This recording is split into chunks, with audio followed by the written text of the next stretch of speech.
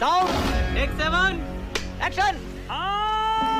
आप लोग ये आरोप लगाते हैं कि केंद्र से तय हो जाता है यहाँ पर नाम, लेकिन ये हर जगह हर पार्टी में लगभग यही है।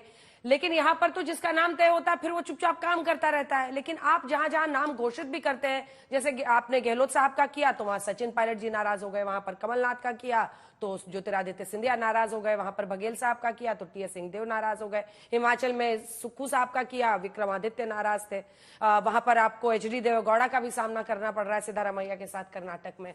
तो कैसे संभालेंगे? और वो कह रहे हैं कि अपने टाइम से हम लोग घोषित करेंगे और जो बनेगा वो परिश्रमी होगा। ये फंस गया सीएम। देखिए, मुझे लगता है कि 5 साल का इतिहास 93 से 98 का ही उठाकर देख लें। 2 लोग बदले थे, 3 मुख्यमंत्री रहे इनके, और वो हवाला डायरी और जैन डायरी और तमाम चीजें उस समय पर चली थी। तो किस तरह के लोग बनाए थे पहले वो देश ने देखा था, और यही कारण है कि 91 के बाद बीजेपी को इस बार दिल्ली की जनता ने मैंडेट दिया है।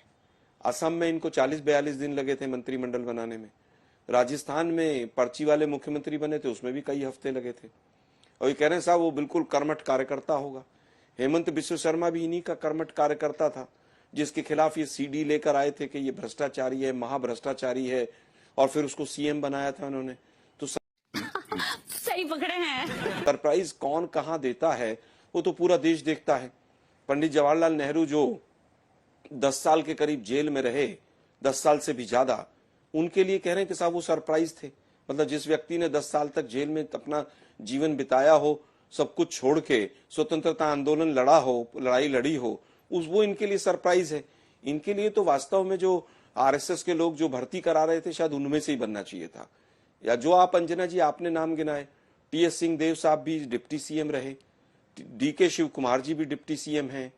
आप सचिन पायलट जी की बात कर रहे थे, सचिन पायलट जी प्रदेश अध्यक्ष और डिप्टी सीएम दोनों रहे, क्या नहीं रहे दोनों अशोक गहलोत जी के साथ? तो तमाम ऐसे मौके आते हैं। लेकिन क्या यहां पर उत्तर प्रदेश के अंदर कितनी बार आया कि डिप्टी सीएम होगा? क्या यहां पर किसी ने विधायक दल की बैठक देखी थी उत्तर प्रदेश में जब योगी जी बने थे?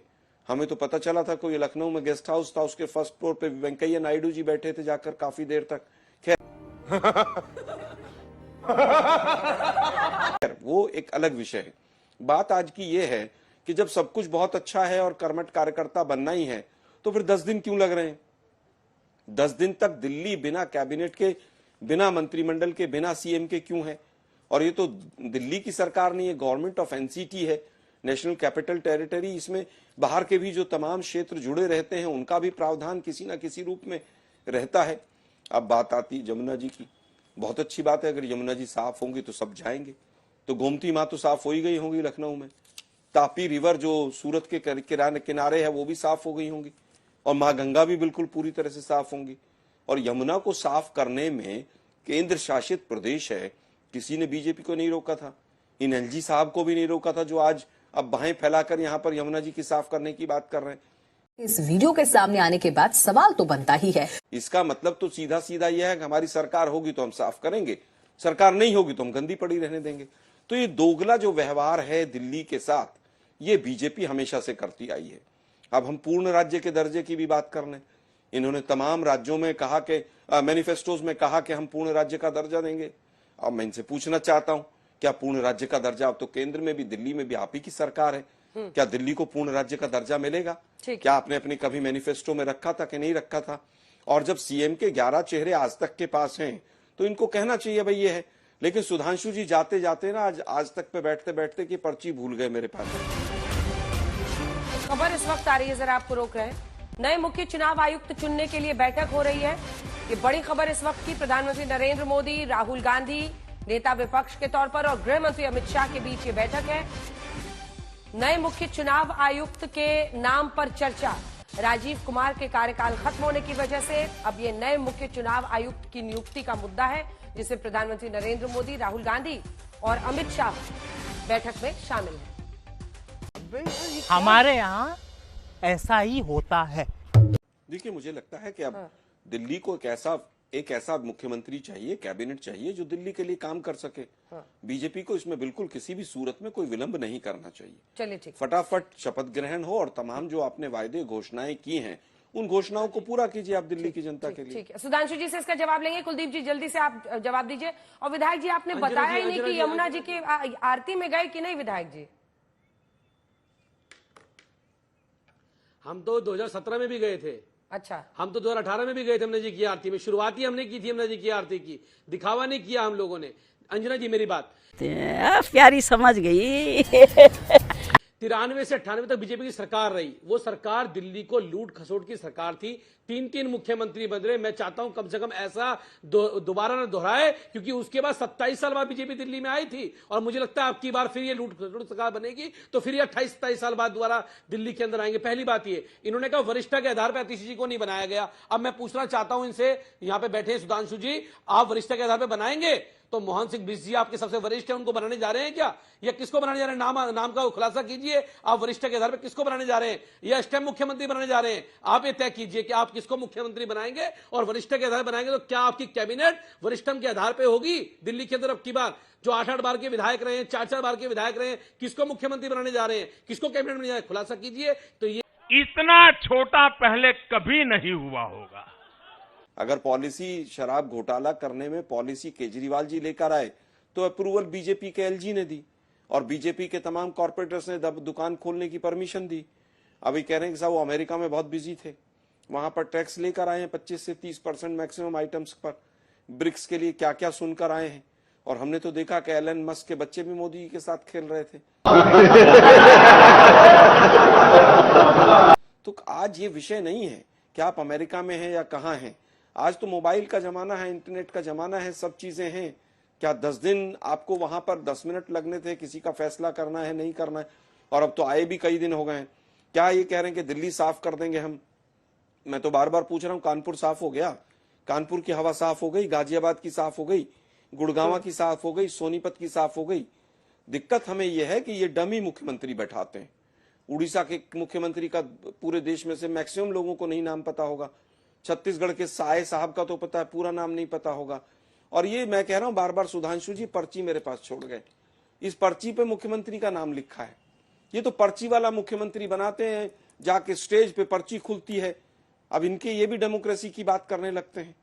भाई वहां पर राजस्थान में जब पर्ची खुली थी, ज्योतिरादित्य सिंधिया जी, सॉरी उनकी जो बुआ जी हैं, उनके सामने जब डिफेंस मिनिस्टर साहब ने, राजनाथ सिंह जी ने पर्ची खोली थी, तो क्या विधायकों की राय ली गई थी? सुधांशु जी जल्दी से जवाब विधायक दल की दीजिए। बैठक ही नहीं हुई अभी तक तो। Emotional damn it. देखिए अंजना जी, दिल्ली के लोगों ने तो मैंडेट हमें दिया था।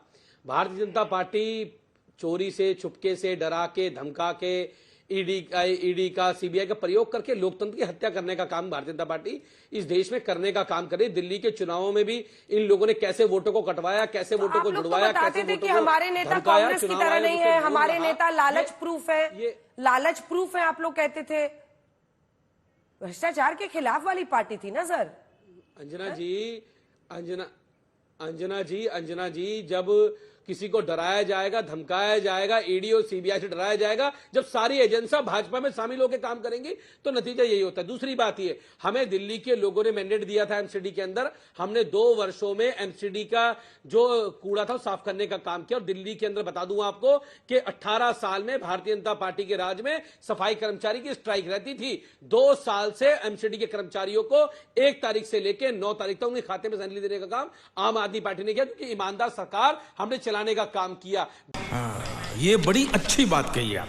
दिल्ली का बजट 33,000 करोड़ रुपए था और 70,000 करोड़ रुपए पे लाके हमने खड़ा करने का काम किया, क्योंकि ईमानदार सरकार दिल्ली में चल रही थी और एमसीडी में चल रही थी। आज भारतीय जनता पार्टी जिस धर्रे पे चल रही है, तो उसमें भी जब चुनाव होगा तो सामने आएंगे, कौन जीतेगा कौन हारेगा, जो नतीजे होंगे सबको स्वीकार्य होंगे, जनता के सामने होंगे। और निश्चित रूप से दिल्ली के लोगों ने हमें मौका दिया है तो एमसीडी सरकार चला रहे हैं हम लोग। रामलीला, हाँ बिल्कुल है। उन्होंने उस समय इस्तीफा दिया, मनीष सिसोदिया जी ने। अरविंद केजरीवाल जी पे आरोप झूठे थे, उन्होंने इस्तीफा नहीं दिया। और जब वो जेल से आए, सुप्रीम कोर्ट ने उनको बेल दी। उसके बाद दिल्ली की जनता की अदालत में गए और उन्होंने बेल दिया।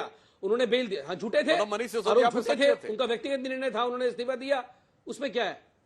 उनके व्यक्तिगत निर्णय था, उन्होंने दिया, उसमें क्या है? इस्तीफा क्या है? और अरविंद केजरीवाल जी ने इस्तीफा दिया जेल से आने के बाद। सुप्रीम कोर्ट से बेल मिलने के बाद अरविंद केजरीवाल जी ने इस्तीफा दिया। और मैं तो कहना चाहता हूं, पहले बताइए, आप वरिष्ठता के आधार पर मुख्यमंत्री तय कर रहे हैं दिल्ली में अब की बार? पहले जवाब दीजिए। इसीलिए हम आपसे सिर्फ हमने सिंपल सी बात आपका नियम तो सेम है ना, बता दिए दोनों के लिए तो आप 75 साल के बाद और प्रधानमंत्री वो मैंने इस्तीफा जो दे कहा, देंगे ना हमारे आपकी बार? मुख्यमंत्री ने आरोप लगते प्रधानमंत्री इस्तीफा जी दिया था, 75 वर्ष के हो जाएंगे आपके तो इस्तीफा दे मुख्यमंत्री देंगे ने ना। जेल जाने पर भी इस्तीफा नहीं दिया। जो मुरली मनोहर जोशी जी पे एप्लीबल हुआ था वो प्रधानमंत्री जी पे होगा नहीं होगा, बताओ? जो मुरली मनोहर जोशी जी पे लागू हुआ, अन्य नेताओं पे लागू हुआ, प्रधानमंत्री जी पे लागू होगा 75 साल में? सुधांशु जी आप ये कह रहे हो चैनल पे बैठ के आज, बताइए प्रधानमंत्री जी इस्तीफा दे देंगे ना 75 होने के बाद? अब देखिए अंजना जी, मैं तो सिंपल सी अब बात बताइए, कह रहा हूं मेरे भाई, प्रधानमंत्री जी इस्तीफा दे रहे हैं 75 होने के बाद? अब कुलदीप जी अब ये बताइए कि यमुना जी की आरती में गए कि नहीं गए विधायक जी? और दूसरा, आप अगर समाधान की जगह मतलब लड़ाई वाली पॉलिटिक्स चुनेंगे, शीला दीक्षित भी थी, ऐसे में सवाल ये उठता है कि आप लोग मतलब अगर इस तरह की लड़ाई करेंगे तो फिर सहयोग की बात कहां से निकलेगी? कुलदीप जी, विधायक जी। हाँ अंजना जी आवाज आ रही है, मुझे कॉल कट गया था। अच्छा, मैं पूछ रही थी कि यमुना जी की आरती में गए कि नहीं गए विधायक जी? और फिर उसके बाद की अगर आप लड़ाई वाली है, वो कह रहे हैं, आरोप लगा रहे हैं सुधांशु जी कि समाधान नहीं लड़ाई वाली पॉलिटिक्स आप लोग करते थे, तो कैसे काम होता? स्पीड ब्रेकर हट गया कह रहे हैं। वाह बेटा, लगता है तुम गू खा के ही मानोगे। अंजना जी अभी तो भारतीय जनता पार्टी में खुद ही सरफटोबल चल रहा है। आज 10 दिन से ज्यादा हो गए, हमें तो उम्मीद थी कि 8 से 9 तारीख को दिल्ली को मुख्यमंत्री मिल जाएगा, दिल्ली को कैबिनेट मिल जाएगी, लेकिन आज इतने दिन होने के बाद भी फिर कहने लगे मोदी जी आएंगे तब मुख्यमंत्री तय होगा। अब तो मोदी जी भी आए हुए 3 दिन हो गए, लेकिन अभी तक दिल्ली की जनता को ना कैबिनेट मिली, ना दिल्ली की जनता को मुख्यमंत्री मिला। Sir football Bharatiya Janata party में पूरा चल रहा है और दिल्ली की जनता को इसका हर्जाना भुगतना पड़ रहा है। दिल्ली की जनता के कामों में देरी हो रही है, कैबिनेट बनने में देरी हो रही है। और भारतीय जनता पार्टी को मैं पूछना चाहता हूं कि भारतीय जनता पार्टी आज ये कह रहे हैं कि हमने यमुना आरती करवा दी, हमने क्लीनिंग करवा दी, अभी तो मुख्यमंत्री भी नहीं बना। इसका मतलब यह है कि एलजी साहब करवा रहे हैं। एलजी साहब पहले करवा सकते थे, वो करवा नहीं देते जानबूझ के। यानी कि संवैधानिक पदों पर बैठे हुए लोगों का राजनीतिकरण करने का काम भारतीय जनता पार्टी ने करने का काम किया। और लेफ्टिनेंट गवर्नर जिनकी ये बात कर रहे हैं, तो उसका मतलब यह है कि जो भी मुख्यमंत्री आएगा अब वो कठपुतली होगा, जो दिल्ली को तो लेफ्टिनेंट गवर्नर चलाएंगे। ये बात स्पष्ट हो चुकी है। भारतीय जनता पार्टी इसका जवाब दे तो इनकी तुम्हें शर्म है? कुछ शर्म आया है? के बाद जवाब नहीं है। और हमें तो दिल्ली की जनता ने अगर विपक्ष में बैठने का मौका दिया है, हम दिल्ली की जनता के लिए विपक्ष में बैठेंगे। और हमें पूरी उम्मीद है भारतीय जनता पार्टी ने जो वादे किए हैं दिल्ली की महिलाओं को 2500 रुपए देने का, वो पहली कैबिनेट की मीटिंग जल्दी हो और दिल्ली की महिलाओं को 2500 रुपए की सुधांशु जी एक जवाब दे दीजिए, फिर मैं आलोक जी के पास जाऊंगी। हमारे कह रहे सिर्फ फुटबॉल चल रहा है और अभी आपके सीएम परिवारों को भी सिलेंडर फ्री आपके मिलने की सीएम शुरुआत बने है। नहीं है।